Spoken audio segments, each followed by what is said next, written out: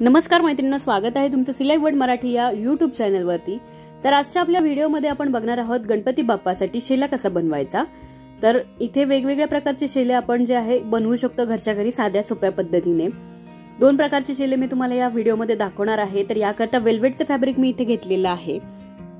साधारण तुमच्या बाप्पाची जेवढी उंची असेल तेवढ्या उंचीचं किंवा तुम्हाला जेवढ्या लांबीचा शेला बनवायचा आहे तेवढे तुम्हाला फॅब्रिक लागणार आहे। अर्धा मीटर फॅब्रिक मध्ये सहज शेला बनतो।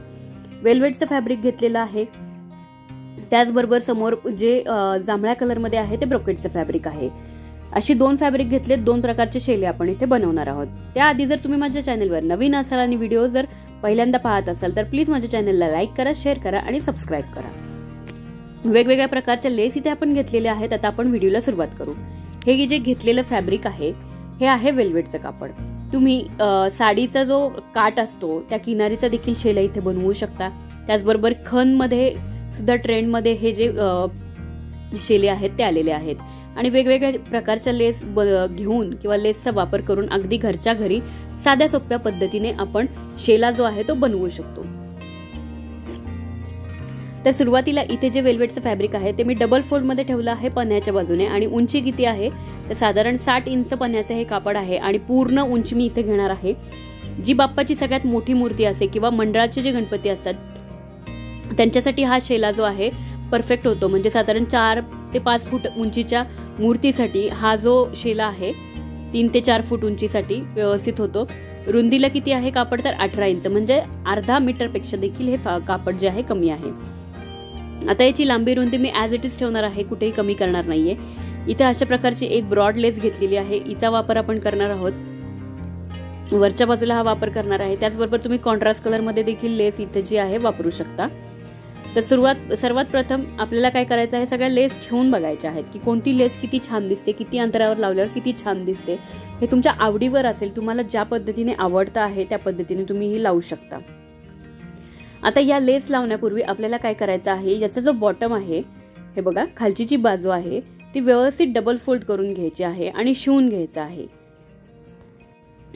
डबल फोल्ड करून स्टिच केल्यामुळे याला फिनिशिंग जी आहे ती छान येते आणि वेल्वेटचे कापड जे असं गोल गोल गोल गोल वळल्या जातं ते वळत नाही। त्यानंतर हे कापड जे आहे आपण डबल फोल्ड करून स्टिच करून घेतल्यानंतर ही जी गोंड्याची लेस आहे ती घ्यायची आहे। गोंड्याची लेस आपल्याला अशा पद्धतीने खालच्या बाजूने लावून घ्यायची आहे। म्हणजे जो खालचा तिचा वरचा जो पार्ट आहे तो वेल्वेटच्या कापडाच्या खाली ठेवायचा, लेसचा वरचा भाग, आणि शिवून घ्यायचा आहे व्यवस्थित। असंच आपल्याला जी दुसरी बाजू आहे त्या बाजूने देखील शिवून घ्यायचं। इथे कापड जे आहे बॉटम मी फोल्ड करून घेतलेला आहे व्यवस्थित। बॉटम फोल्ड करून घेतल्यानंतर आधी आपल्याला काय करायचं आहे, जो बॉटम आहे त्याच्या वरच्या बाजूला अशी छोटी एक लेस जी आहे ती लावून घ्यायची आहे। इथे तुम्ही तुमच्या आवडीप्रमाणे लेसचा वापर करू शकता। इथे छोटी लेस मी लावणार आहे येलो कलर मध्ये। कॉन्ट्रास्ट कलरचा वापर करा शक्यतो, जेणेकरून उठावदार दिसतात लेस आणि शेला देखील दिसायला छान दिसतो।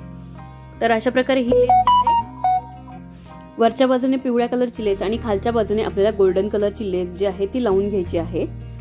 दाखवल्याप्रमाणे व्यवस्थित दोन्ही बाजूंनी आपण ही लेस जी आहे ती लावून घ्यायची आहे। शेल्याचे हे टोक आणि दुसरं टोक दोन्ही लेस लावून घेतलेले आहेत आणि छान फिनिशिंग आलेली आहे।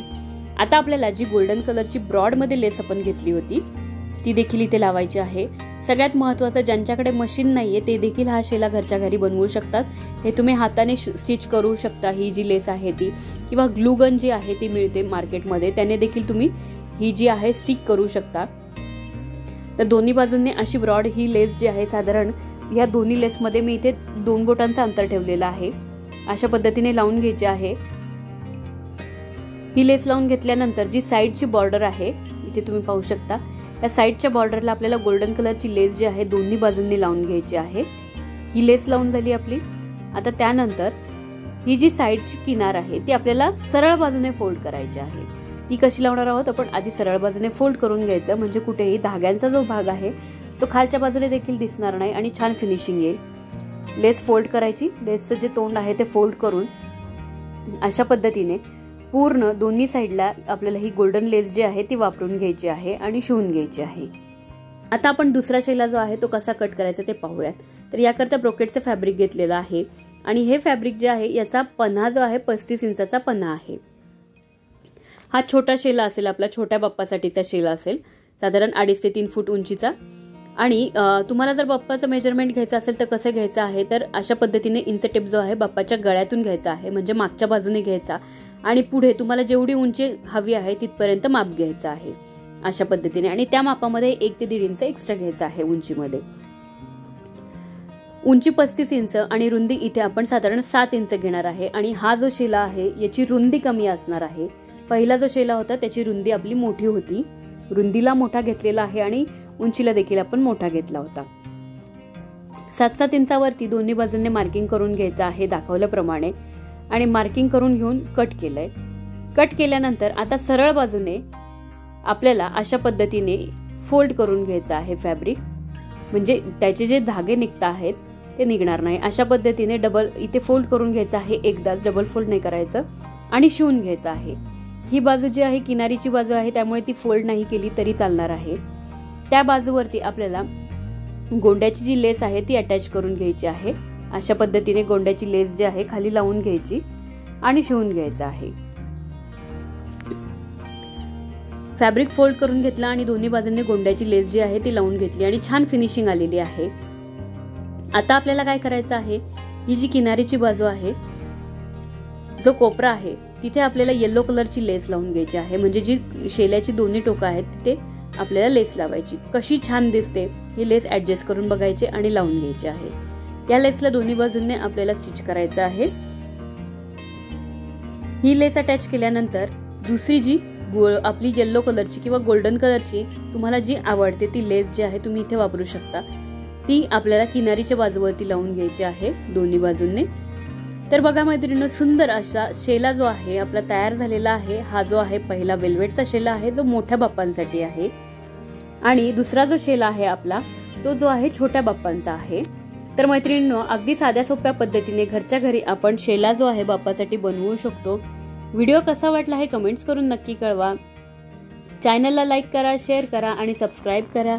खाली दिलेल्या बेल आयकॉनवर क्लिक करा, म्हणजे येणाऱ्या प्रत्येक व्हिडिओची नोटिफिकेशन तुम्हाला नक्कीच मिळेल. I remember the days, always at the same place, the same people every day. I will never forget